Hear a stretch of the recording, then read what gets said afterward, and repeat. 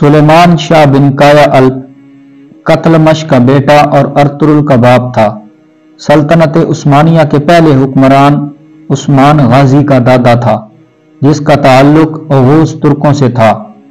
13वीं सदी ईस्वी की इब्तदा में शाहान ख्वारज़म की कुव्वत अपने शबाब पर थी। वो ईरान, खुरासान, शाम और इराक में सल्जूकियों के कई मकबूजात पर काबिज हो चुके थे।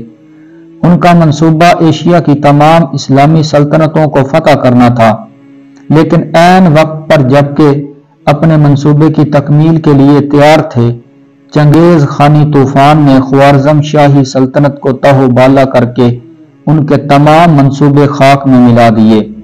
इस सल्तनत की तबाही के बाद तुर्क कबाइल जुनूब की तरफ भागे। उनमें से बाज ईरान और शाम पहुंचे, वहां इक्तदार हासिल किया जो तुर्कमानी कहलाए। बाज एशियाई कोचक में सल्जूकियों से आ मिले। इन्हीं तुर्की कबाइल में अपना वतन छोड़कर मारे मारे फिरने वाले उस्मानी तुर्कों के आबाऊ अजदाद का कबीला भी था, जो ओघूज कबीले का ही एक जुज था। इस कबीला के सरदार का नाम सुलेमान शाह था।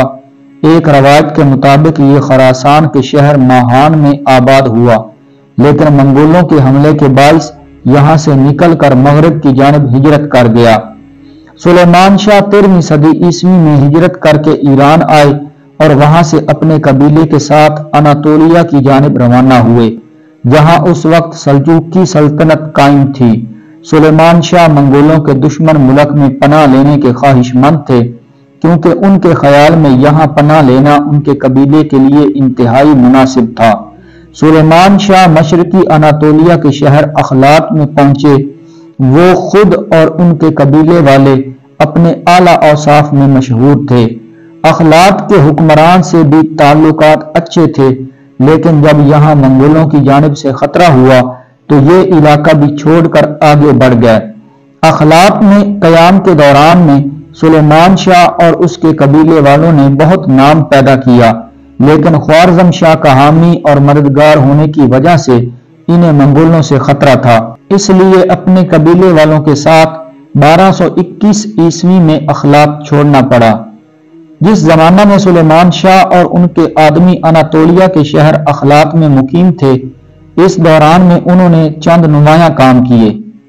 शुमाल के मसीही दहशतगर्द गरोह अखलात के इलाके में आकर लूट मार करते थे।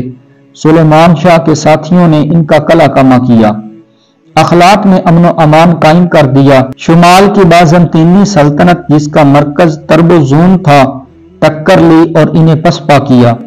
बाद मौर्रखीन के ख्याल में इस दौरान में उन्होंने सल्जूकी सुल्तान की मदद भी की। अखलात के बाद सुलेमान ने अपने आदमियों के साथ शाम के मशहूर शहर हलब की जानिब हिजरत की। थोड़ा अरसा यहाँ वहां कयाम किया, लेकिन अभी सफर हिजरत जारी था कि सुलेमान शाह दरिया में डूब कर जान बहक हो गए। कहा जाता है कि यह दरियाए फुरात था।